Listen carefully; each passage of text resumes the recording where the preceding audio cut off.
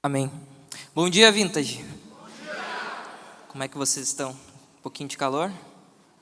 Só um pouquinho. Estou muito feliz de estar aqui essa manhã com vocês. Obviamente, eu estou muito nervoso, estou extremamente nervoso, mas eu estou muito feliz, extremamente feliz por essa oportunidade. Olha aí, vai começar a acontecer essas coisas comigo agora. Eu estou muito feliz, Deus é muito bom, Jesus é muito bom.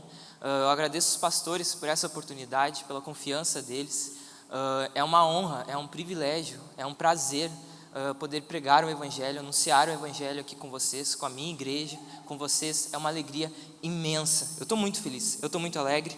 E desde já eu quero agradecer a oração dos irmãos, de todo mundo que orou por mim, me incentivou. Eu estou aqui debaixo da oração de vocês, sustentado pela oração de vocês aqui.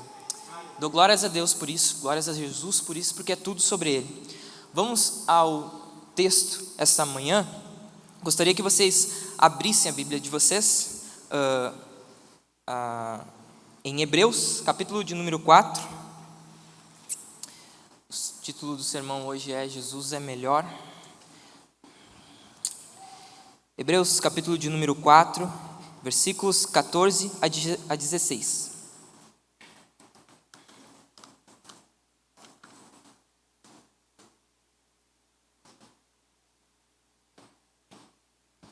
Deixa eu ver aqui.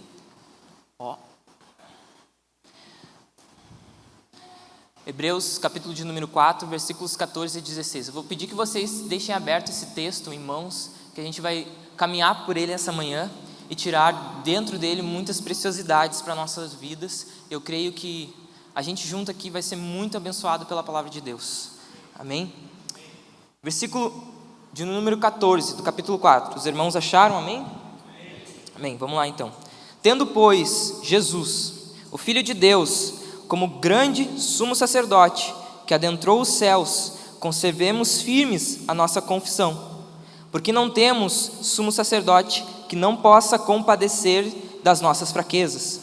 Pelo contrário, ele foi tentado em todas as coisas à nossa semelhança, mas sem pecado. Portanto, aproximemo-nos do trono da graça com confiança, a fim de recebermos misericórdia e encontrarmos graça para ajuda em momento oportuno. Glórias a Deus pela sua palavra, glórias a Jesus. Esse versículo em si a gente já pode ver, já pode sentir que é um bálsamo, é um conforto, é um alívio, é uma esperança para as nossas vidas. Qual é o contexto da carta aos Hebreus? Qual é a história por trás disso? Por que o autor aos Hebreus vai escrever essa carta? Ele escreve essa carta a um grupo de judeus do primeiro século que se converteram ao cristianismo, mas ao se converter ao cristianismo, eles estavam sofrendo um tipo de uma dupla perseguição por parte do Império Romano, Império político daquela época, e por parte do próprio judaísmo. E eles estavam vendo que tá meio ruim, não está legal. Estamos sofrendo perseguição. Dentro da carta aos Hebreus a gente pode ver que os bens deles estavam sendo tirados, estavam sendo espoliados, eles estavam sofrendo muita perseguição. Então o que o autor aos Hebreus ele vai escrever? Ele vai escrever uma carta com um tom apologético, defendendo a confissão deles e dizendo que Jesus, diante de tudo isso, diante da perseguição, diante de tudo que eles estavam passando, diante do sofrimento, diante de todos de tudo o contrário que estava acontecendo a eles, vai escrever uma carta dizendo que Jesus é melhor. Jesus, ele é superior. Por mais que tudo que está acontecendo com vocês, Jesus ainda, ele é melhor, ele é superior, ele pode atender todas as nossas necessidades. Não faz sentido nós largarmos o cristianismo, não faz sentido você retroceder. Eles estavam meio que de malas prontas para voltar para o judaísmo, e o autor aos Hebreus, ele vai começar escrevendo essa carta dizendo que Jesus, ele é melhor, Jesus é superior. No capítulo 1 ele já mostra, ele começa escrevendo que Jesus é superior aos anjos, depois ele mostra que Jesus é superior a Moisés, Jesus é superior à linhagem araônica dos sumos sacerdotes, Jesus, ele é superior a Josué, que prometeu o descanso. E aqui o autor aos Hebreus fala que Jesus, ele nos dá um descanso eterno, um sábado eterno. Ou seja, Jesus é superior, Jesus é melhor. Isso é lindo, é contagiante poder dizer para vocês aqui nessa manhã que o nosso Senhor e Salvador, ele é melhor. Não importa o que nós estamos passando, Vintage, não importa a situação que a gente esteja, Jesus, ele é melhor, ele é superior. Amém? Então, como é que ele vai trazer isso? Como é que o autor aos Hebreus vai nos mostrar isso? Aqui dentro do capítulo 4, ele vai nos mostrar sobre que Jesus, ele é superior ao sumo sacerdócio, aos sumos sacerdotes que existiam na época. O que é o sumo sacerdote? O sumo sacerdote era aquele que adentrava uma vez ao ano, somente ele, para oferecer sacrifícios por si e fazer sacrifícios pelo povo também, para conseguir o perdão de Deus para todo o povo. Ele fazia isso uma vez ao ano. Ele oferecia sacrifícios por si e depois pelo povo. Ele fazia a mediação entre o povo e Deus. Era aquele quem fazia sacrifícios e assim conseguia o perdão de Deus para o povo. Aqui, o autor aos Hebreus, ele vai começar esse argumento que Jesus, ele é maior do que o sumo sacerdote, ainda dentro do capítulo 2, versículos 17. Se vocês forem ler em casa, ele começa esse argumento falando que Jesus é superior. Mas aqui eu acho que, na minha opinião, ele chega ao cume dessa tese dele sobre o sumo sacerdócio, dentro dos capítulos 14 a 16, e é o que a gente vai abordar aqui essa manhã. O primeiro ponto que ele aborda então, ele diz: tendo pois Jesus, filho de Deus, como grande sumo sacerdote. Ele mostra então, ele adiciona um adjetivo ao sacerdócio de Cristo. Jesus, ele não é somente o sumo sacerdote. Observe, sumo sacerdote já era alguém que estava acima dos demais sacerdotes. Sacerdotes aqueles que adentravam continuamente ao templo, ofereciam sacrifícios. O sumo sacerdote é aquele que só ele podia entrar uma vez ao ano sozinho. Aí ele adiciona um adjetivo dizendo que Jesus, ele é o grande sumo sacerdote, ou seja, ele é superior. Por que Jesus é superior? Por que ele é melhor? Ele vai trazer, quero trazer isso em 2 pontos. Jesus, o grande sumo sacerdote. Primeiro, ele é grande quanto a sua pessoa. Jesus, ele é o Filho, ele é o Cristo, ele é o Filho do Deus vivo, ele é o Cristo, ele é a expressão exata de Deus, como o autor aos Hebreus vai trazer ainda dentro do 1º capítulo. Ele é aquele pelo qual o mundo foi criado, ele é o verbo de Deus, ele é a raiz de Davi, ele é o Cordeiro de Deus, perfeito, que tira o pecado do mundo. Ele é quem sustenta o universo pela sua poderosa palavra. Ele é a imagem do Deus invisível, como Paulo fala aos Colossenses. Ele, como o autor aos Hebreus vai dizer, ele é aquele ao qual todos os seus inimigos estão por estrados dos seus pés. Ele é aquele que tem o domínio do universo na palma das suas mãos. Esse é o nosso Salvador, esse é o nosso mediador. Esse é o Cristo ao qual nós servimos. Ele é grande, ele é superior, ele é maior, ele é excelente. Ele é grande quanto a sua pessoa. Segundo, ele é grande quanto a sua obra. Olha comigo ainda no capítulo 9 de Hebreus, versículos 11 a 14. Não precisa, se vocês quiserem acompanhar no telão, eu precisava depois que vocês ficassem dentro desses versículos 14 e 16. Mas aqui, o 11 a 14, olha só. O que o autor aos Hebreus está tratando no capítulo 9? Ele está tratando sobre o santuário terreno, o santuário, os santos dos santos, que foi construído por mãos humanas, a qual os sumos sacerdotes, uma vez ao ano, entravam, os sacerdotes, aqueles entravam continuamente. E no versículo 11, ele vai dar esse contraste da obra de Cristo. Olha que lindo que ele vai começar a escrever. Quando, porém, Cristo veio. Eu acho lindo como ele começa. Eu acho lindo esse contraste. Como é bom saber o que é Vintage? Que Cristo veio. Que Cristo veio. Jesus veio. Ele é o nosso mediador e ele desceu. Ele vem. Quando, porém, Cristo veio como o quê? Como sumo sacerdote dos bens já realizados. mediante o maior e mais perfeito tabernáculo, não feito por mãos humanas, ou seja, quer dizer, não desta criação, não pelo sangue de bodes e bezerros, mas pelo seu próprio sangue. Isso é lindo demais.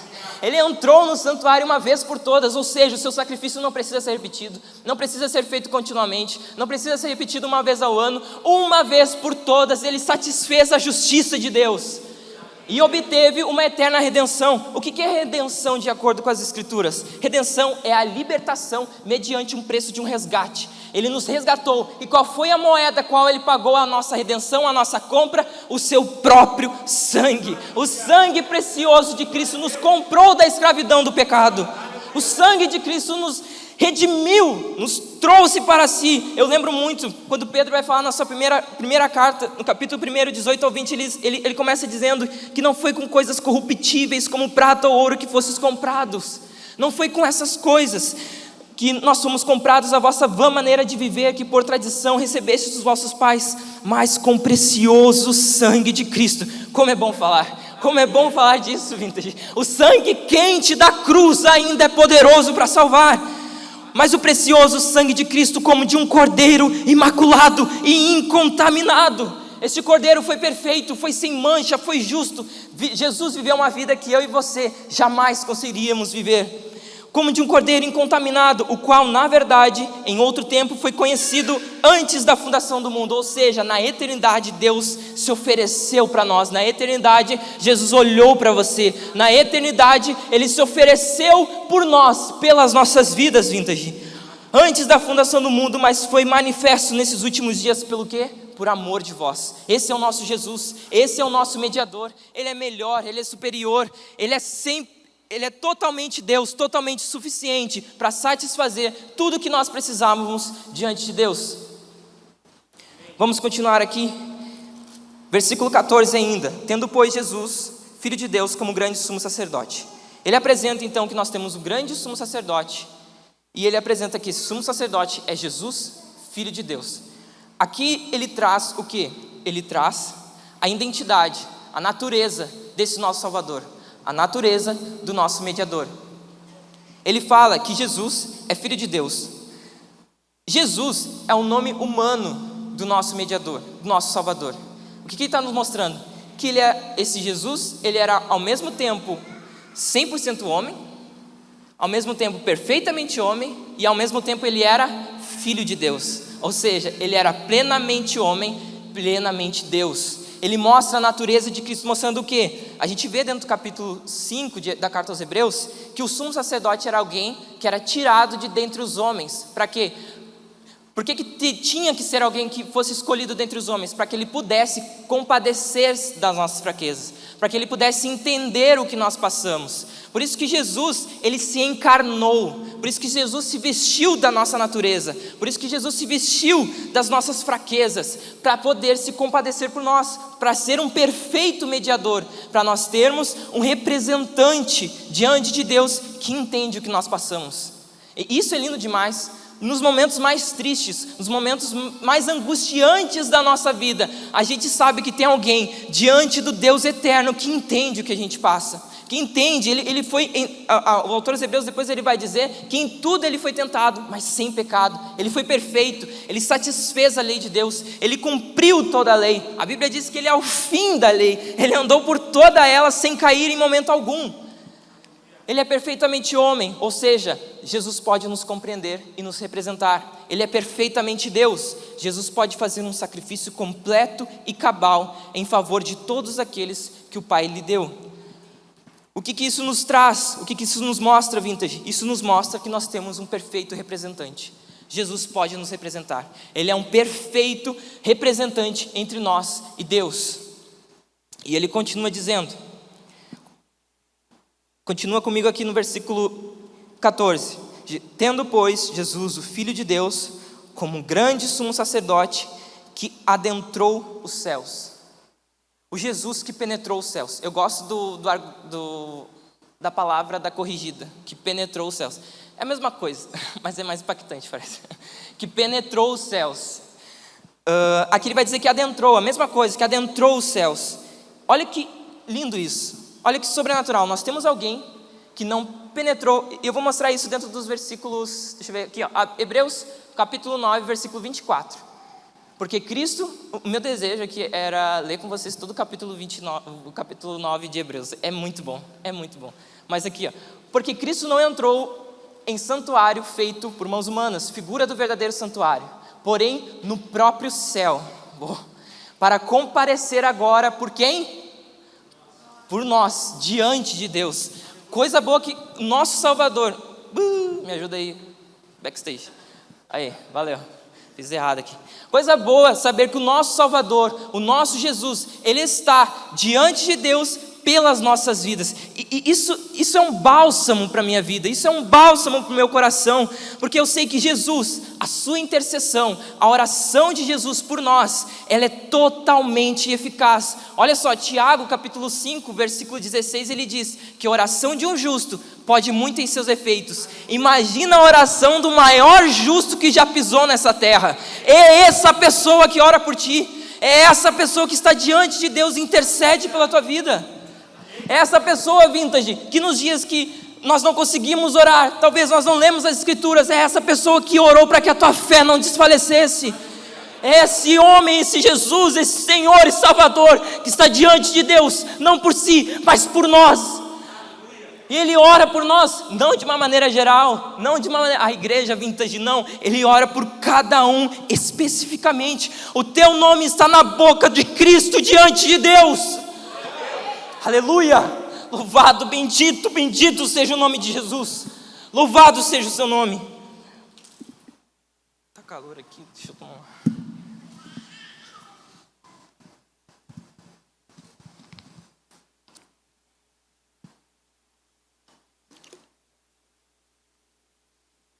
Nós temos um Salvador, um mediador que está diante de Deus. O pastor Jack uma vez trouxe um exemplo muito lindo, muito impactante, que impactou minha vida. Imagine que você está num cômodo da sua casa e você está orando, e você escuta de um outro cômodo Jesus intercedendo pela tua vida.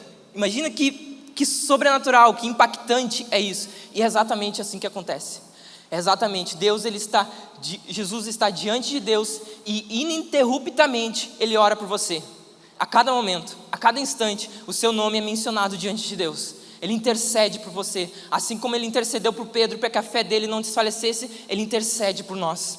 Amém, Vintage? Amém. Depois ele continua. O Jesus absolutamente confiável, o que ele diz? Aquele que adentrou os céus, conservemos então, por causa disso, conservemos firmes a nossa confissão. Qual é a confissão que ele está dizendo? Qual é a confissão que ele está abordando? Que Jesus é melhor, que Jesus é superior. Por causa disso, não tem por que nós retrocedermos, não tem por que nós voltarmos, não tem por que nós largarmos Jesus, não tem por que nós nos afastarmos. Por quê? Porque Ele é melhor, Ele é superior. Eu quero mostrar isso dentro do capítulo 2, versículos 1 a 3. Olha só o que ele diz: por esta razão. Que razão é essa? Que razão é essa que ele está abordando dentro da carta? Que Jesus é superior, que Jesus é melhor, que Ele é suficiente, Ele é poderoso. Olha só o que ele aborda ainda nos primeiros versículos do capítulo 1 de Hebreus. Ele fala que antigamente Ele falou muitas vezes, de muitas maneiras aos pais, pelos profetas, mas nesses últimos dias nos falou pelo Filho, a quem constituiu o herdeiro de todas as coisas e pelo qual fez também o universo. Olha só quem é o Filho. O Filho é aquele pelo qual o universo foi formado. O Filho, que é o resplendor, um espelho que reflete nitidamente, um espelho sem mancha, reflete a glória de Deus, e é a expressão exata do seu ser, sustentando todas as coisas pela sua poderosa palavra. Depois de ter feito a purificação dos pecados, assentou-se à direita da majestade nas alturas, tendo se tornado superior aos anjos, quanto herdou um mais excelente nome do que eles. Ou seja, o nome de Cristo é o nome maior, é o nome que está acima de todo nome, é o nome ao qual o inferno estremece, é o nome ao qual nós podemos nos achegar diante de Deus. É este nome, o nome de Cristo, que está acima de todo nome. E ele diz: por esta razão então, importa que nos apeguemos com mais firmeza, com mais fé às verdades ouvidas, para que delas jamais nos desviemos. Por quê? Se a palavra falada por meio de anjos se tornou firme, e toda transgressão ou desobediência recebeu justo castigo, como escaparemos nós, se não levarmos a sério tão grande salvação? Olha como ele coloca: a salvação a qual Cristo adquiriu por nós não é algo pequeno, não é algo medíocre, é uma tão grande salvação. E aqui há um alerta para nós. A cada dia que nós não nos apegamos a Cristo, não vamos ao trono da graça, não buscamos, nós estamos desprezando esta tão grande salvação que Ele adquiriu por nós. Esta tem sido anunciada inicialmente pelo Senhor e depois foi nos confirmada pelos que ouviram. Glórias a Deus por isso. Como iremos escapar, Vintage? Como iremos escapar disso se nós não atentarmos para essa tão grande salvação? E ele continua nos dizendo, versículo 15, ele faz um link aqui: conservemos firme a nossa confissão. Por quê? Porque devemos conservar firme a nossa confissão, porque não temos, versículo 15, porque não temos um sumo sacerdote que não possa compadecer das nossas fraquezas. Isso é glorioso, isto é excelente. Por quê? Porque nós temos fraquezas, porque nós somos fracos. É bom saber que nós temos um sumo sacerdote diante de Deus que se compadece das nossas fraquezas. Isso pressupõe o quê? Ele está pressupondo que nós temos fraquezas. Nós somos fracos, nós fraquejamos. E nós temos alguém que está diante de Deus que intercede por nós. E esse alguém se compadece de nós. Esse alguém tem compaixão pelas nossas vidas. E tem 2 textos que nós podemos ver isso. 5º ponto, então, o Jesus que se compadece das nossas fraquezas. Primeiro deles, Salmos 103, versos 13 e 14. Olha o que a Bíblia diz: como um pai que se compadece, tem compaixão de seus filhos, assim o Senhor se compadece daqueles que os temem, pois Ele conhece a nossa estrutura e sabe que somos pó. Olha que bendito, que maravilhoso isso. Nós temos um Salvador, nós temos um Deus que olha para nossas fraquezas e não nos esmaga, Ele não nos oprime, mas Ele olha com olhos de compaixão, Ele se compadece de nós. Isso é maravilhoso, isso é glorioso, bendito seja o nome de Jesus. Mateus 9, 35 e 36, olha que o Evangelho nos diz que Jesus ele percorria todas as cidades e aldeias, ensinando nas sinagogas, pregando o evangelho do reino e curando todo tipo de doenças e enfermidades. Olha só, Jesus ele estava demonstrando a sua onipotência, a sua divindade. Ele era Deus, ele podia fazer isso, ele tinha autoridade para fazer isso. Ao ver as multidões, Jesus se compadeceu delas. Alguém totalmente divino, onipotente, olha para alguém. Continuando aqui, ver as multidões, Jesus se compadeceu delas porque estavam aflitas e exaustas, como ovelhas sem pastor. Isso é lindo, isso é maravilhoso, porque alguém que tem todo o poder, toda a autoridade, ele olha para alguém que está aflito e exausto, ele olha com olhos de compaixão, de amor. Nos dias mais turbulentos, Vintage, nos seus dias mais tristes, o Senhor Jesus se compadece, Ele entende você, Ele compreende você. Isso é maravilhoso, isso é maravilhoso. Há um texto em Mateus, eu não coloquei aqui, mas capítulo 23, versículo 37, que a Bíblia diz que Jesus diz assim: Jerusalém, Jerusalém, que mata os profetas, quantas vezes eu quis juntar você, como uma galinha junta os seus pintinhos, e vocês não quiseram. Olha o amor de Jesus. Olha a compaixão de Jesus diante da situação de Jerusalém. Alguém que estava perseguindo a igreja. Quantas vezes eu quis ajuntar vocês, e hoje nós não vemos muito isso. Pessoas que rejeitam a Cristo, viram as costas para Cristo. Muitas vezes nós, às vezes, já fazemos isso diante desse tão sublime Salvador. Jesus, e hoje nós lemos aqui no início, nos Salmos, que como é bom nós estarmos debaixo das asas, abrigados debaixo das asas de Deus. É assim que Jesus nos conduz, é assim que Jesus nos leva. Se por um instante Jesus nos solta, se por um instante Jesus nos larga, nós, no mesmo momento, nós nos afastamos dele. Nós estamos firmes aqui hoje, Vintage, nós estamos firmes diante de Deus porque Ele nos segura. Ninguém nos arrebata da mão desse pastor, ninguém nos tira da mão desse sumo pastor. Ele é o nosso sumo sacerdote, o nosso sumo pastor, o nosso Salvador, bendito e glorioso. Esse é o nosso Jesus, esse é o nosso mediador. Glórias a Deus por isso, bendito seja o seu nome. Continuando, Porque não temos um sumo sacerdote que não possa compadecer das nossas fraquezas. Pelo contrário, ele foi tentado em todas as coisas à nossa semelhança, mas sem pecado. O Jesus, um de nós, mas sem pecado. Um que como nós, mas é sem pecado. Glórias a Deus. Jesus, ele passou por tudo que nós passamos.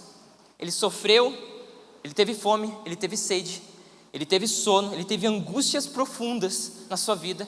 Ele calçou as sandálias da humildade e pisou o mesmo chão que nós estamos pisando. Ele andou e padeceu, teve dias de fome, de sede, sono, passou por tudo isso. Passou tentações terríveis, mas qual é a diferença dele? Ele nunca pecou. Ele nunca pecou. Ele nunca pecou. Ele é totalmente justo, imaculado, perfeito. Jesus que como nós, mas sem pecado. 1 João, capítulo 2, versículo 16, João nos mostra. Ele diz, porque tudo que há no mundo, ou seja, os desejos da carne, os desejos dos olhos e a soberba da vida, não procede do Pai, mas procede do mundo. Ele está mostrando aqui as áreas que mais nós somos tentados na nossa vida, que é os desejos da carne, os desejos dos olhos e a soberba da vida. Jesus, ele passou todas essas coisas, a gente vai ver ainda ali na tentação no deserto, quando Satanás oferece aquelas coisas para ele, e ele combate aquilo com a palavra de Deus. Eu acho lindo por quê? Porque Jesus é o verbo de Deus. Apocalipse nos mostra que ele é a palavra de Deus, o seu nome é a palavra de Deus. Ele vence todas essas coisas, ele triunfa sobre as tentações, ele triunfa sobre os desejos carnais, ele triunfa sobre os desejos dos olhos, a soberba da vida, para ser o quê? Para ser um mediador perfeito, um mediador totalmente suficiente para mim e para você. Olha só, apóstolo Paulo, ele vai abordar isso muito bem. Em 2 Coríntios capítulo 5 e versículo 21, olha o que Paulo fala: aquele que não conheceu o pecado, Deus o fez pecado por nós, para que nele fôssemos feitos justiça de Deus. Olha que legal, aquele que não conheceu o pecado, temos um Sherlock Holmes aqui, né? Tá, aquele que não conheceu o pecado. O que Paulo quer dizer com conhecer aqui? Conhecer, será que Paulo ele quer dizer que Jesus ele não conhecia o que era o pecado? Ele não sabia o que era o pecado na maneira teórica? É óbvio que não. Jesus ele era onisciente. Jesus ele até apontava para os fariseus, não é o que vem de fora que contamina o homem, mas é o que sai do homem que contamina. As impurezas, vaidade, tudo isso está no homem e é o que contamina. Ele apontava onde, ele mostrava onde isso estava. Mas Jesus não conheceu o pecado na maneira experimental. Ele nunca provou dele. Ele passou uma vida toda totalmente justo, impecável, totalmente suficiente, cumpriu toda a lei de Deus. Mas esse Jesus, que nunca pecou, totalmente justo e santo, Deus o fez pecado por nós, para que nele fôssemos feitos justiça de Deus, ou seja, justificados por Deus. O que ele está nos mostrando? Que a vida de Cristo, e aqui a gente vê que Cristo não somente morreu por nós, Cristo viveu por nós. Cristo viveu uma vida que eu e você jamais conseguiríamos viver. A vida de Deus, a justiça dele, a justiça perfeita, a vida perfeita é imputada sobre nós. E nós podemos nos achegar ao trono da graça por causa de Cristo, por causa pela vida dele. Glórias a Deus, bendito é o seu nome. Ninguém sabe, Vintage, senão Cristo. Nem o nosso infinito entendimento humano é capaz de conceber o que Cristo teve que suportar quando Ele estava para carregar os nossos pecados sobre o madeiro. Nós não conseguimos entender isso. Foi tanto o sofrimento a ponto daquele que era o Filho de Deus, que era santificado pelo Espírito, que era fortalecido pela deidade, orar a Deus pedindo que Ele afastasse dele aquele cálice amargo. Jesus tomou o cálice da ira de Deus até a última gota por mim e por você. Ele entregou a sua vida, Ele tomou sobre os seus ombros os nossos pecados, levou sobre si as nossas iniquidades, para que eu e você pudéssemos estar aqui, diante do trono da graça, podendo glorificar o nome dEle, podendo exaltar o nome dEle. Isso é lindo. Aquele que não conheceu o pecado, um homem justo, um homem totalmente perfeito, esse homem se entregou por mim e por você. Aqui está um prisma, uma lente, a qual a gente pode ver a grandeza, a amplitude e o demérito do pecado. Muitas pessoas desprezam o pecado, achando que eu peco aqui, eu peco ali, eu faço esses pecados sempre, mas eu faço alguma coisa que dá para me justificar diante de Deus, eu faço isso, mas eu também faço isso aqui. Não é bem assim, entendeu? Tentando se justificar diante de Deus, até diante dos outros. Saiba você, meu amigo, que o menor pecado faria com que os alicerces do céu caíssem sobre você, e você sucumbiria no fundo do inferno, por causa do menor pecado. Foi esse pecado que esmagou Cristo contra o chão. Foi esse pecado que fez com que Cristo suasse gotas de sangue, por causa da ira de Deus que viria sobre ele. Isso se chama propiciação. A ira de Deus viria diretamente sobre nós. Jesus disse: não, Pai, leva sobre mim, por causa do meu povo, por causa da minha igreja, por causa das minhas ovelhas. Ele se coloca diante de Deus por nós. Isso é maravilhoso. Ninguém sabe. Você quer saber o que o pecado fez com a gente? Vocês conseguem entender o que o pecado fez com a gente? O pecado é como uma sujeira impregnada. Efésios 2, Paulo ele vai tratar isso muito bem. Ele fala que Deus nos deu vida, ou seja, Paulo ele está mostrando a figura da morte para representar quem nós somos sem Cristo. Ele está dizendo que nós somos mortos em nossos delitos e pecados sem Jesus. Ele vos deu vida estando mortos. O que é uma pessoa morta? Uma pessoa morta é uma pessoa que não reage, não tem reação. Ela tem olhos, não consegue ver. Tu toca nela, não sente. Tu fala, ela não escuta. Era o nosso estado diante de Deus. Nós não escutávamos, não víamos, não conseguíamos entender. Éramos cegos para Ele. E Paulo diz: Ele vos deu vida estando vós mortos em vossas ofensas e pecados. Efésios 2, em que no outro tempo andaste segundo o curso deste mundo, segundo o príncipe da potestade do ar, do espírito que agora opera nos filhos da desobediência, entre os quais todos nós também antes andávamos no desejo da nossa carne, fazendo a vontade da carne e dos pensamentos, e éramos por natureza filhos da ira. Olha a descrição que Paulo vai dar para quem não tem Jesus. Ele é filho da ira e por natureza. Não é que tipo ele nasceu, fez alguma coisa e se tornou filho da ira. Não, por natureza, filho da ira. Nós nascemos em pecado, filhos da desobediência, filhos do primeiro casal que pecou, Adão e Eva. Nós andamos segundo o desejo da nossa carne, nós fazemos a vontade dos nossos pensamentos, somos por natureza filhos da ira. No versículo 4 do capítulo 2, Paulo fala, é como se Deus, eu acho lindo, como se Deus estivesse atravessando a nossa história, como se Deus estivesse dividindo a nossa história no meio. Nós éramos tudo isso, mas Deus fez alguma coisa. Mas Deus, versículo 4 do capítulo 2, mas Deus, que é riquíssimo em misericórdia, pelo seu muito amor com que nos amou, estando nós mortos em nossas ofensas e pecados, nos deu vida juntamente com Cristo. Pela graça sois salvos, pela graça somos salvos. E nos ressuscitou juntamente com Ele e nos fez, não nos fará, nos fez assentar nos lugares celestiais em Cristo Jesus, para mostrar nos séculos vindouros as abundantes riquezas da sua graça, pela sua benignidade para conosco em Cristo Jesus. Porque pela graça sois salvos por meio da fé. Isso não vem de vós, é dom de Deus, não vem de obras para que ninguém se glorie, porque somos feituras. Você sabe o que é feitura? Feitura é como, a palavra que ele está usando é como se Deus usasse um quadro, Ele fosse o pintor e nos desenhasse, porque somos feituras suas, criados em Cristo Jesus para as boas obras, as quais Deus preparou para que andássemos nelas. É lindo isso. Até as boas obras que fazemos, Vintage, isso não vem de nós, foi Deus quem preparou nossa mente, andamos sobre elas, nossa mente fazemos, isso é lindo. Jesus, louvado seja o seu nome, bendito seja o seu nome. Jesus, Ele é superior, Jesus, Ele é melhor. A nossa vida sem Cristo é um desastre. A nossa vida sem Cristo é totalmente uma desilusão. Ele continua dizendo, Jesus, sétimo ponto, o rei que estende o seu cetro. Vamos lá, versículo 15, porque não temos um sacerdote que não possa se compadecer das nossas fraquezas. Pelo contrário, ele foi tentado em todas as coisas à nossa semelhança, mas sem pecado. Ou seja, portanto, parece Paulo escrevendo, né? Não sei, mas parece Paulo, né? Essas conjunções assim, né? Não sei, só um. Portanto, aproximemo-nos do trono da graça com confiança. Olha o que ele diz aqui. Ele diz para nós chegar, a palavra confiança, confiadamente aqui no grego, ela tem ela denota esse sentido de nós entrarmos com ousadia, com liberdade de expressão e ausência de medo. Você tem noção disso? Nós chegamos ao trono da graça confiadamente. A gente não consegue entender muito o que quer dizer isso, porque nós não vivíamos naquela época, mas para judeu isso é muito impactante. Olha só o que Esther, capítulo 4, versos 16 a 17 vai dizer: Esther, ela aqui vai pedir para que Mardoqueu peça para o povo para que eles intercedam por ela, porque ela vai diante do rei. Ou seja, naquela época não era assim chegar na presença do rei. Ninguém podia se achegar assim, não era lá voltar uma bagunça, chegar lá e falar com o rei. Não, somente o primogênito do rei, o herdeiro do trono, poderia se achegar à presença do rei.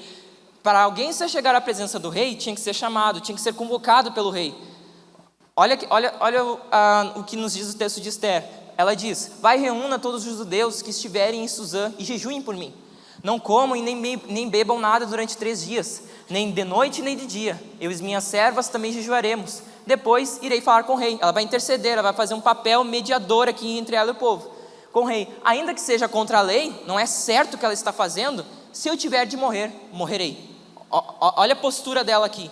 Então Mordecai, eu falei Mardoqueu, acho que eu falei Mardoqueu antes. Mordecai foi e fez tudo isso, o que Esther lhe havia ordenado. Olha só no capítulo 5, versos 1 e 2. No 3º dia, Esther se aprontou com seus trajes reais e se pôs no pátio interior do palácio real, em frente à residência do rei. O rei estava sentado no seu trono real, voltado para a porta da residência. Quando o rei viu a rainha Esther parada no pátio, ela alcançou favor diante dele. Olha que lindo isso. Ela alcançou graça aos seus olhos. O rei lhe estendeu o seu cetro de ouro que tinha na mão. Esther se aproximou e tocou na ponta do cetro. Olha que lindo isso. O autor aos Hebreus, ele está dizendo que nós podemos nos achegar diante de Deus com ousadia, com alegria, sabendo o quê? Que o seu cetro já está estendido para nós. Que o seu cetro já está estendido e nós podemos ir confiadamente, com alegria. Por quê? No capítulo... Eu não botei esse versículo. Acompanha comigo então, para nós entendermos melhor isso. No capítulo 10, versículo 19, olha o que ele vai dizer: portanto, meus irmãos, tendo ousadia para entrar no santuário, pelo quê? Pelo sangue de Jesus, pelo novo e vivo caminho que ele... botaram aqui, vocês são demais, vocês são muito bons. Aqui, portanto, meus irmãos, tendo ousadia para entrar no santuário, pelo quê, Vintage? Pelo sangue de Jesus. Pelo novo e vivo caminho que ele nos abriu por meio do véu, isto é, pela sua carne. E tendo um grande sacerdote sobre a casa de Deus, aproximemo-nos com um coração sincero, em plena certeza de fé, tendo o coração purificado da má consciência e o corpo lavado com água pura. Guardemos firme a confissão. Ele fala mais uma vez da esperança, sem vacilar, pois quem fez isso, quem fez a promessa é fiel. Louvado seja o nome de Jesus. Nós podemos chegar com ousadia diante de Deus. Podemos chegar alegres, felizes, sabendo que o seu cetro está estendido a nós e diante dele nós conseguimos graça e misericórdia para as nossas vidas. Louvado, bendito, glorificado seja o nome de Jesus.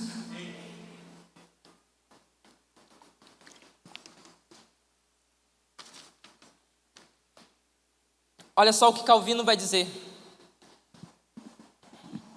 Calvino, ele diz, eu acho muito lindo quando Calvino vai tratar sobre isso, em cima desse versículo. A base de tal confiança consiste em que o trono de Deus não é caracterizado por uma majestade visível a assustar-nos. Ela não nos assusta mais, mas se acha adornado com um novo nome, a saber, graça. Se volvemos nossa mente só para a glória de Deus, o efeito que ela produzirá em nós não será outro senão nos encher de desespero.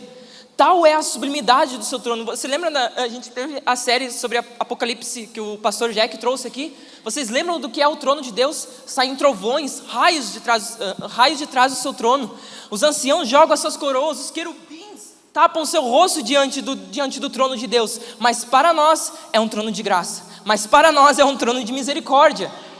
Portanto, com o fim de auxiliar-nos em nossa carência de confiança e com o fim de livrar a nossa mente de todos os temores, o autor nos reveste com a graça. Ele dá um nome que nos enche de coragem por sua doçura. É como se dissesse: visto que Deus fixou em seu trono com que, por assim dizer, uma bandeira de graça e de amor paternal para conosco, não há razão para sua majestade afugentar-nos de sua aproximação.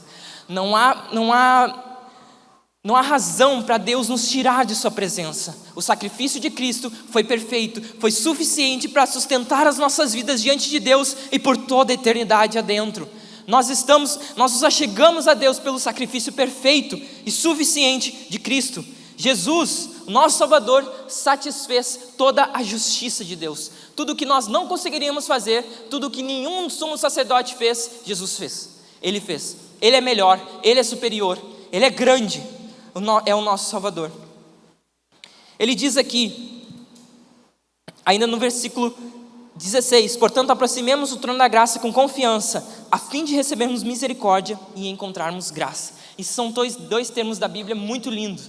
O pastor Jack já trouxe isso uma vez aqui, e é muito lindo que o autor ele traz junto eles aqui, misericórdia e graça. O que é misericórdia e graça? Misericórdia é aquilo que merecemos e Deus não nos dá. Nós merecemos o inferno, nós merecemos a condenação, mas Ele é misericordioso com as nossas vidas. E graça é aquilo que nós não merecemos, mas Ele nos dá.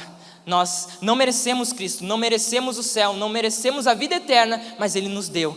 Misericórdia e graça. Eu acho lindo que, acho que é o Scott, não sei falar em inglês aqui, depois o Ismael me corrige ali. O Scott, ele traz um prisma sobre esses dois termos também. Misericórdia é aquilo que nós recebemos, nós precisamos disso. Graça é aquilo que nós buscamos de acordo com a necessidade que passamos. Ou seja, nós recebemos graça, recebemos misericórdia e encontramos graça. Você encontra aquilo que você busca. Então, diante do trono de Deus, nós recebemos misericórdia, misericórdias dele se renovam todos os dias, e diante do seu trono, recebemos graça para vivermos, para nos sustentarmos. Ou seja, meus irmãos, o que isso significa para nós, o que isso aplica à nossa vida? Nos seus dias mais tristes, nos seus dias mais turbulentos, nos dias em que Satanás está atacando você não está conseguindo resistir à tentação, você não tem que fugir de Deus. É um erro fugir de Deus. Não faça como Adão e Eva, que diante daquilo fugiram de Deus. O autor está nos dizendo que nos dias mais turbulentos nós temos que fazer exatamente o contrário: fugir para a presença de Deus, fugir para debaixo de suas asas, agarrar em Cristo, se juntar a Ele, porque Ele será o nosso sustento nos dias mais tristes, nos dias mais turbulentos. Ele disse: e encontramos graça, a fim de recebermos misericórdia e encontrarmos graça para ajuda em momento oportuno. 1 Coríntios capítulo 10, verso 13, Paulo ele diz: não sobreveio a vocês nenhuma tentação que não fosse humana, mas Deus ele é fiel e não permitirá que vocês sejam tentados além do que nós podemos suportar. Pelo contrário, juntamente com a tentação, proverá o livramento, para que vocês possam suportar. Nosso livramento é Cristo. Nosso livramento é Jesus. Corra para Ele, Vintage. Corra para Ele, meu irmão. Corra para Ele, meu amigo. Não fuja dele. Esteja com Ele, agarre-o. Tome Ele. Esteja com Ele a cada momento, a cada instante. Jesus, Ele é suficiente. Ele é maior do que qualquer problema que você esteja passando. Ele é maior do que qualquer dificuldade. Ele é superior. Ele é maior. Ele é melhor. Jesus é superior a tudo que nós podemos ter como objetos de segurança na nossa vida. Ele é maior do que isso. Ele é o nosso Salvador. Ele é o nosso sustento. A fim de recebermos graça, a fim de encontrarmos graça para ajuda em tempo oportuno. Que tempo oportuno que nós estamos vivendo? Momentos, dias, como o Jack trouxe, dias que parece que estamos sendo atacados de todos os lados, mas glórias a Deus, porque nós temos um Jesus, um Deus que já despojou todas as armaduras dos nossos inimigos, já os expôs à vergonha pública, já triunfou sobre eles, e Ele está aqui nessa manhã para demonstrar a sua graça e misericórdia pelas nossas vidas. Ele está a cada dia conosco. Eu quero ler um texto com vocês, para encerrarmos aqui essa manhã. Eu prometo que eu vou parar com aqui. Hebreus 9, ainda a carta de Hebreus, versículo 28. Leiam comigo esse texto.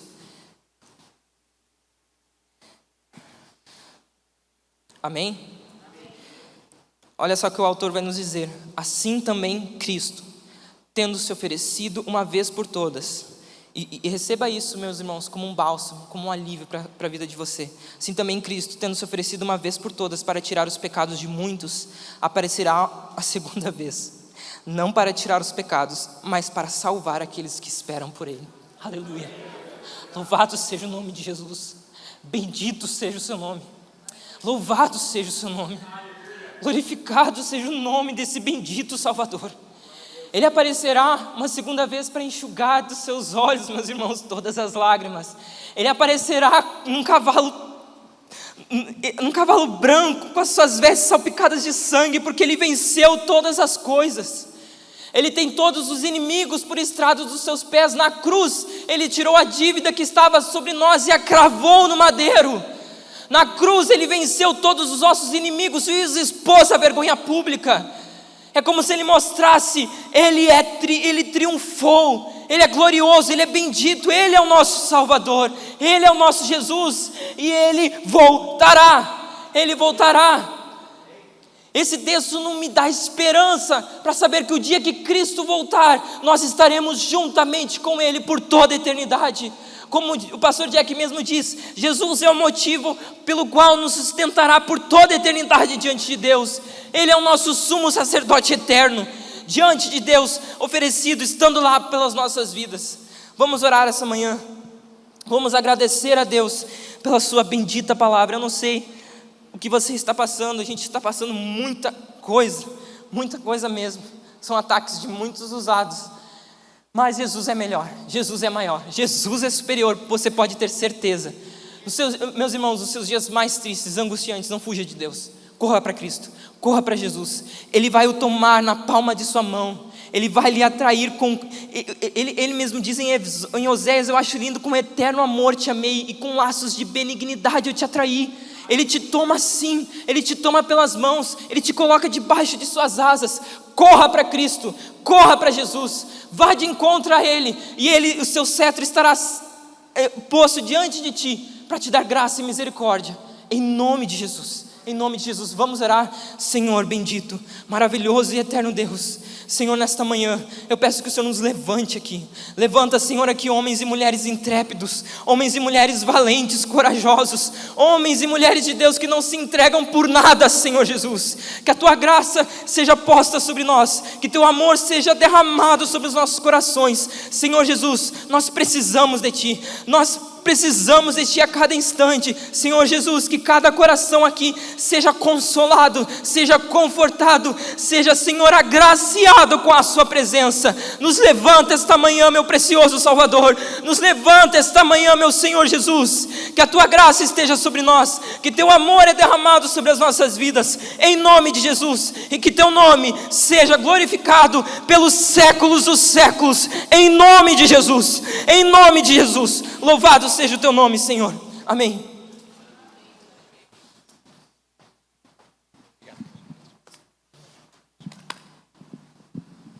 Que bênção, meus irmãos. A palavra de Deus é poderosa. Nós vamos responder agora a palavra de Deus. Muito obrigado, Will. Deus te abençoe. É uma bênção. Nós vamos responder agora a palavra de Deus. Como o próprio Will pregou aqui, o benefício que nós temos em Cristo, o benefício que Jesus nos concede, ele é imensurável. A gente poderia ficar falando dele por muito, muito tempo. Nós somos grandemente agraciados pelo Senhor. E diante dessa verdade de Deus, nós temos que responder ao Senhor. E nós vamos responder isso agora. Como que nós vamos responder a palavra de Deus? De 3 formas: ceando, ofertando e cantando. O benefício de podermos comer e beber de Jesus, o benefício de podermos participar da ceia do Senhor, é unicamente porque Jesus conquistou isso para nós. Unicamente porque Jesus conquistou o benefício de sermos chamados povo de Deus, de termos parte com o seu corpo e com o seu sangue. Por isso, se tu é crente, se tu confessa o nome de Jesus, se tu foi salvo por Jesus, se você crê em Jesus, se Jesus te resgatou do inferno, se Jesus perdoou os teus pecados, se você foi transformado por Jesus, se você congrega em alguma igreja, congrega aqui ou congrega em alguma outra igreja e está nos visitando hoje, você é chamado a participar da ceia do Senhor. Ao nós comermos e bebermos de Jesus, nós estamos proclamando a esse mundo que nós temos parte com Jesus. Nós temos parte com o Senhor. E não só isso, pela ceia do Senhor, ao comermos e bebermos, nós temos graça de Deus. E uma graça que tu não alcança orando na tua casa, uma graça que tu não alcança somente lendo a Bíblia. Essa graça é uma graça diferente. É uma graça que nós participamos ao comermos e bebermos a ceia. Por isso que a ceia não é mais uma coisa. Pelo contrário, a ceia é aquilo que evidencia que nós temos parte com o Senhor. Jesus perdoa pecados, Jesus cura enfermidades, Jesus liberta de demônios, Jesus liberta de opressão ao comermos e bebermos dele. Se você está passando por enfermidades, se você está doente, se você está passando por tribulação, opressão, Jesus pode transformar a tua vida a partir do corpo e do sangue de Jesus. Há uma graça de Deus. Por isso o povo de Deus, você que foi resgatado por Jesus, você é chamado, convocado para comer e beber dele nessa manhã.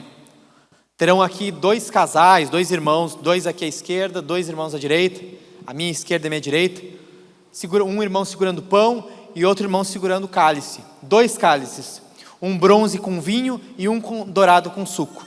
Quando nós começarmos a cantar, você vai vir à frente, fazer fila aqui e pegar o pão e molhar esse pão no cálice, ou no vinho ou no suco, e vai assim participar do corpo e do sangue de Jesus.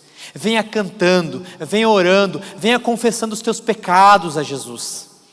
Venha pedindo a Jesus que te lave dos teus pecados, para que tu possa participar da ceia do Senhor dignamente.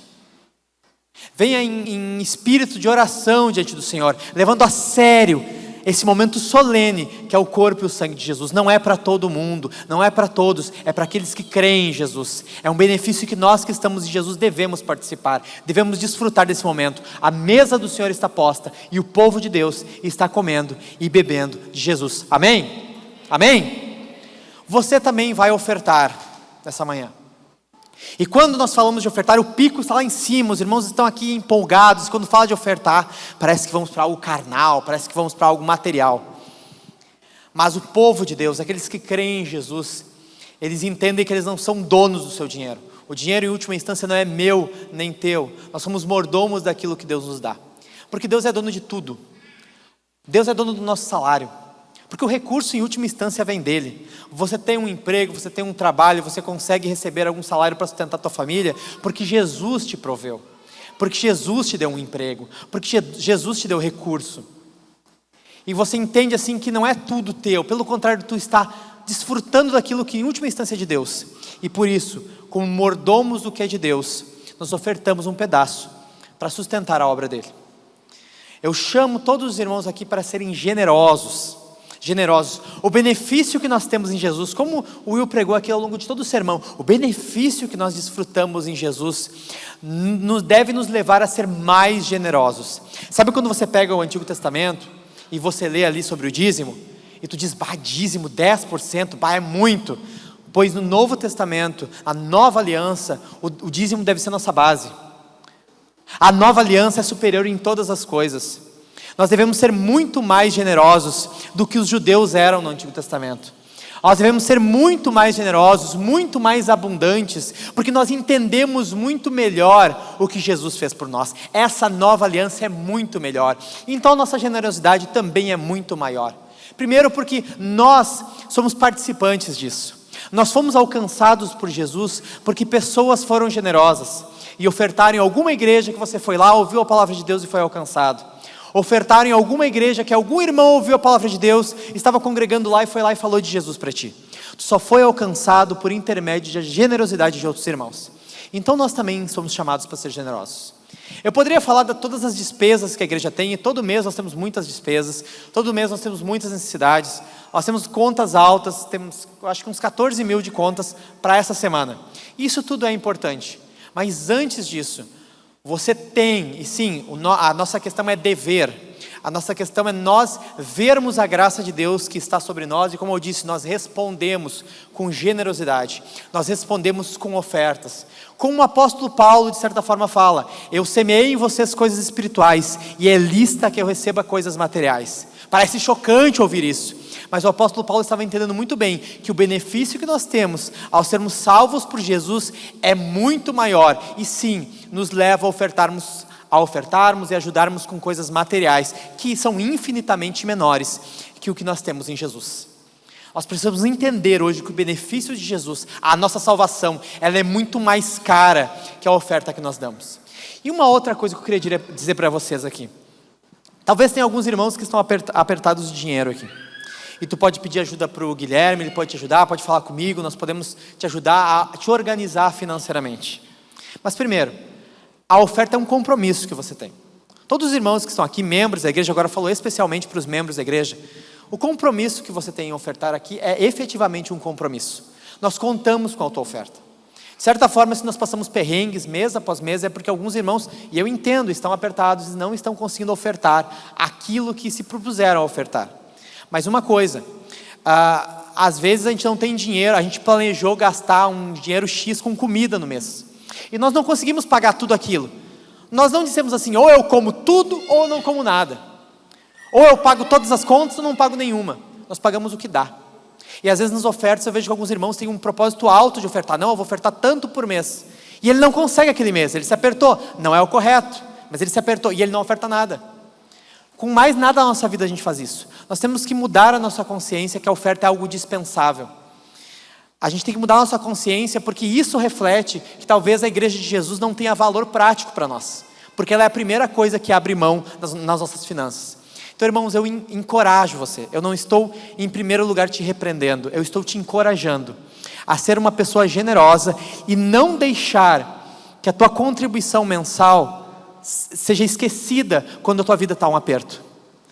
Todos nós estamos passando por apertos. Essa pandemia, essa loucura, a Covid, traz apertos financeiros para todo mundo. Todos nós estamos apertados. Tu olha para um irmão assim que aparentemente tem mais recursos, diz, ele está abundando. Não, ele está apertado também. Porque reflete em todo mundo. Mas todos nós conseguimos ser generosos. Talvez não naquilo que deveríamos. E efetivamente deve nos levar a arrependimento, deve nos levar a arrumar nossas finanças. Mas tem algo que nós podemos contribuir. Tem algo que nós podemos ofertar. Então te empenhe, oferte. O nosso dinheiro deveria ser usado para servir na igreja, que ofertarmos, e para ajudar irmãos necessitados.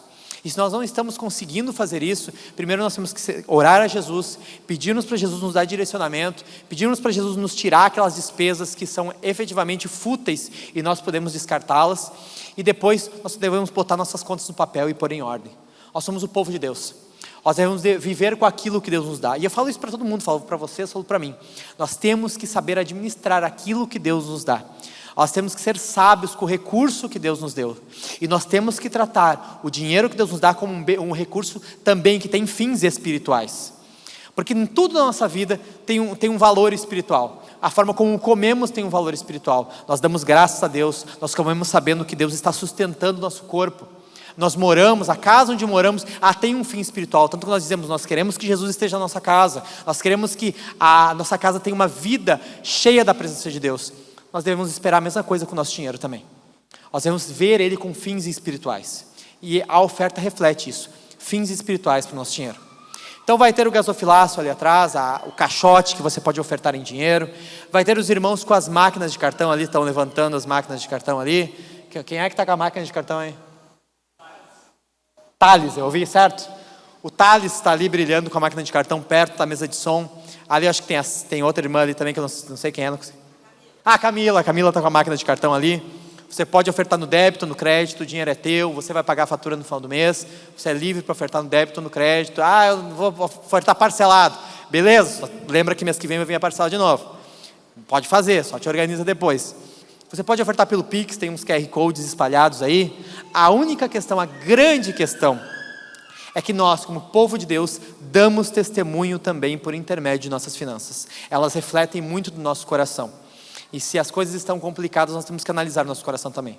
Relembra o que o Will falou aqui. O benefício que nós alcançamos de Jesus e que na verdade Ele nos concedeu, Ele é imensurável. São tantos elementos dados, a graça de Deus, como o Calvino citou ali, a graça é algo novo sobre as nossas vidas, e ela deve refletir em tudo, e ela deve refletir em nosso dinheiro, e ela deve refletir em nossos recursos. Então, irmãos, eu não estou pedindo nada mais. Agora já nós estamos no dia 23, teoricamente, financeiramente está todo mundo mais apertado, mas se todo mundo for generoso dentro de suas posses, a gente consegue passar por mais uma semana, nos sustentar financeiramente mais uma semana. E como diz a palavra de Deus em alguns momentos, aquele que tinha muito, não teve muito mais. E aquele que tinha pouco, não faltou nada. Tá bom? E no final, realmente, Deus sempre faz assim com o seu povo. A gente não precisa viver milionário. Mas Deus efetivamente dá semente ao que semeia.